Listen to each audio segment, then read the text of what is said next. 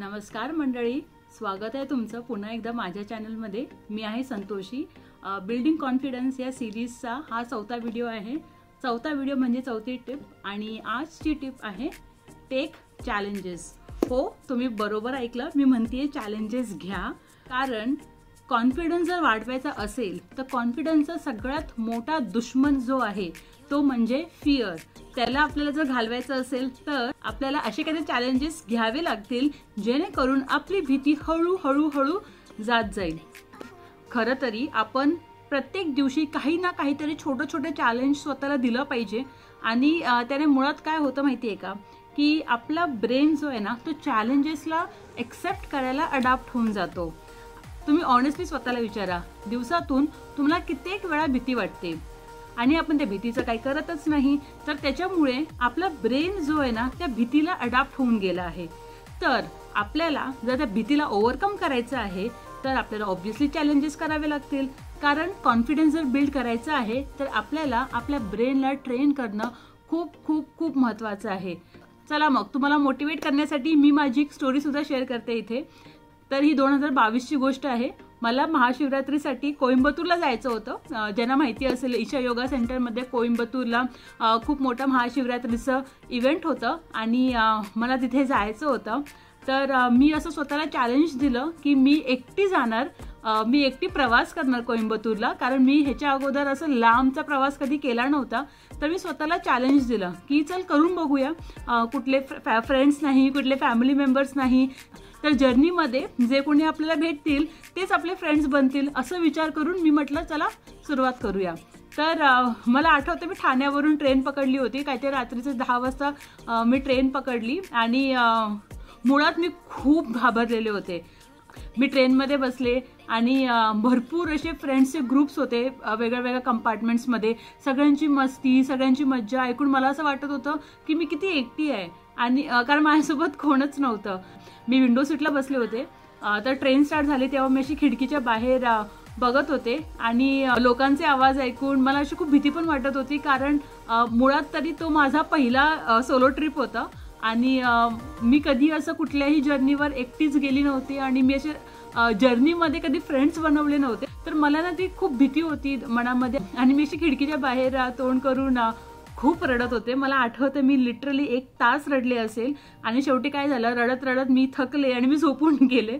तेवढं मला आठवतंय कारण रात्रीची वेळ होती आणि काहीतरी 11:30च्या सुमारे ट्रेनच्या लाईट्स पण ऑफ झाल्या होत्या। नंतर जेव्हा मी सकाळी उठले तेव्हा माझ्या कंपार्टमेंटमध्ये जी लोकं होती त्यांच्यासोबत फायनली माझं बोलणं झालं। ते लोक खूप चांगली होती आणि नंतर पुढचा सगळा प्रवास मी त्यांच्यासोबतच काढला। म्हणजे मी ईशा योगा सेंटरला त्यांच्यासोबतच ट्रॅव्हल केलं, मी पूर्ण फंक्शन त्यांच्यासोबत अटेंड केला, परत मी त्यांच्यासोबतच आले। तर मला ऍक्च्युली खूप एक चांगला फ्रेंड्सचा ग्रुप भेटला। हे मी माझ्या लाईफमध्ये पहिल्यांदा एक्सपिरियन्स केलं होतं। पण आजही तो दिवस मला आठवतो कारण जर मी तो चॅलेंज घेतला नसता तर आता जेव्हा मी इंटरनॅशनल ट्रिप्स करते, मी स्वीडनला 2-3 वेळा तर एकटीच आली आहे, तर माझ्यामध्ये ना ती हिंमत कधीच आली नसती।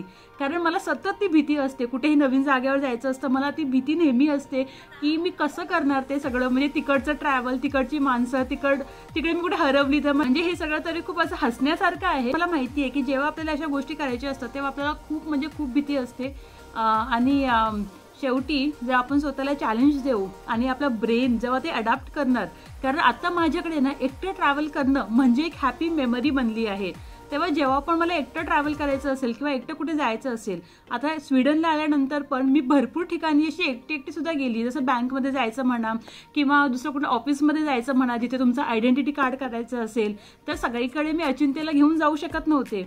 पण मला तो कॉन्फिडन्स बिल्ड झाला की मी इथल्या लोकांशी सुद्धा बोलू शकते, मी एकटी ट्रॅव्हल सुद्धा करू शकते। इकडचं ट्रॅव्हल सगळं वेगळं आहे, पण हा कॉन्फिडन्स मुळात तर त्या इन्सिडेंटमुळेच माझ्यामध्ये बिल्ड झाला की हां, जर मी एकटी कोइंबतूरला जाऊ शकते, मला एवढे छान अनुभव भेटू शकतात, तर असंच मला माझ्या ब्रेनला ट्रेन करत राहायचं आहे।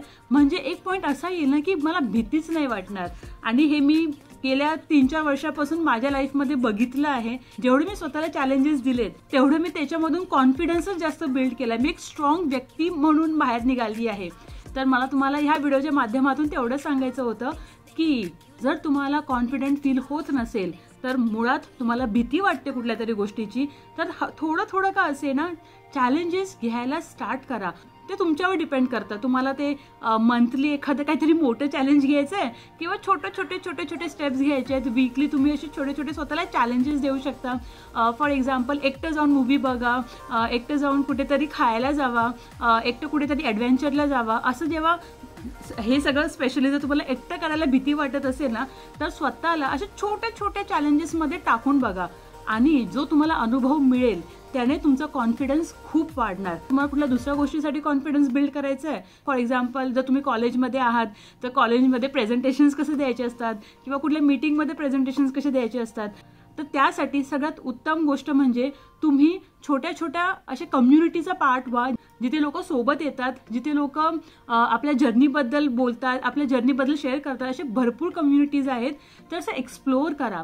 कारण तुम्हाला मे बी एक मोठा ऑडियन्स समोर बोलायला भीती वाटत असेल, तर मग तुम्ही छोटे असे नाही तर स्वतःचा एक ग्रुप बनवा. जर तुम्ही कॉलेजमध्ये आहात तर तुम्ही असे 4-5 मैत्रिणींचा ग्रुप बनवा. तुम्ही एकमेकांना चॅलेंज द्या की आज तू ह्या टॉपिकवर बोलून दाखव, आज तू त्या टॉपिकवर बोलून दाखव. या सगळ्या गोष्टीला नाही का फन सारखं घ्या. आणि जेव्हा तुमचं माइंड चॅलेंजेस लाईक फन सारखं बघायला स्टार्ट करेल ना, तेव्हा तुम्हाला सगळ्या गोष्टी किती इझी जातील हे तुम्ही स्वतः अनुभवाल तुमच्या लाईफमध्ये. कारण आपल्या लाईफमध्ये चॅलेंजेस तर येतच राहणार आहेत आणि जेव्हा चॅलेंजेस येतील तेव्हा आपल्याला रेडी राहायचं आहे. कारण जेव्हा आपण चॅलेंजेसला फेस करतो आपल्यासमोर भरपूर सारे अपॉर्च्युनिटीज ओपन होतात आणि मुळात त्याने आपलं कॉन्फिडन्स बिल्ड होतं.